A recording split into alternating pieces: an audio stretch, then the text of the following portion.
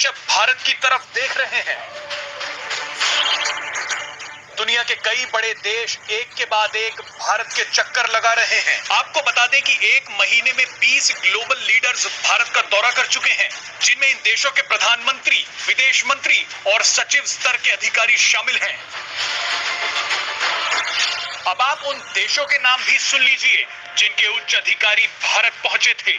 इनमें से कुछ देश हैं चीन, Germany, Britain, Canada, Japan, Austria, Nepal और ग्रीस। इजराइल के प्रधानमंत्री नेफ्ताली बेनेट को भी भारत आना था, लेकिन स्वास्थ्य कारणों की वजह से वो आ नहीं पाए। और अब तो रूस के विदेश मंत्री सर्गेई लावरोव भी भारत पहुंच चुके हैं। भारत अब दुनिया का केंद्र बिंदु बन चुका है और यही बात अमेरिका को चैन से बैठने नहीं दे रही। इसीलिए अमेरिका ने रूस के विदेश मंत्री के भारत पहुंचने से पहले ही अपने डिप्टी एनएसए दलीप सिंह को भारत भेज दिया।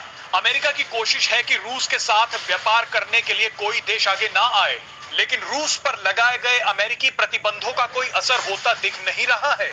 अब इसी निराशा में अमेरिका के डिप्टी एनएसए दलीप सिंह ने एक ऐसा बयान दे दिया जो भारत को नागवार गुजर रहा है। दलीप सिंह ने कहा है कि अगर एलएसी पर चीन फिर कोई हरकत करता है तो रूस भारत की मदद करने अब नहीं आएगा। एक्सपर्ट्स का मानना है कि अमेरिका ने भारत के खिलाफ ऐसा बयान देकर अपने ही पैरों पर कुल्हाड़ी मार ली है।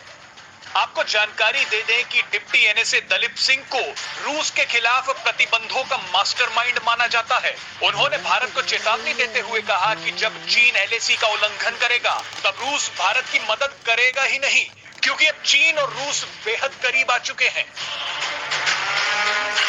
यहाँ अब आपको एक बेहद ही दिलचस्प चीज बताते हैं। हाल ही में अमेरिका के सहायक रक्षा सचिव एली रेटनर ने भी भारत और चीन को लेकर एक बयान दिया था।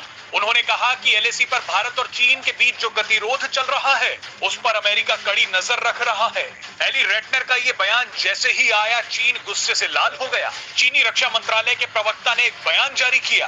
बयान में कहा गया कि चीन और भारत बातचीत और परामर्श के जरिए सीमा विवाद को सुलझाने के लिए सहमत हुए हैं और वो किसी तीसरे पक्ष के हस्तक्षेप का कड़ा विरोध करते हैं।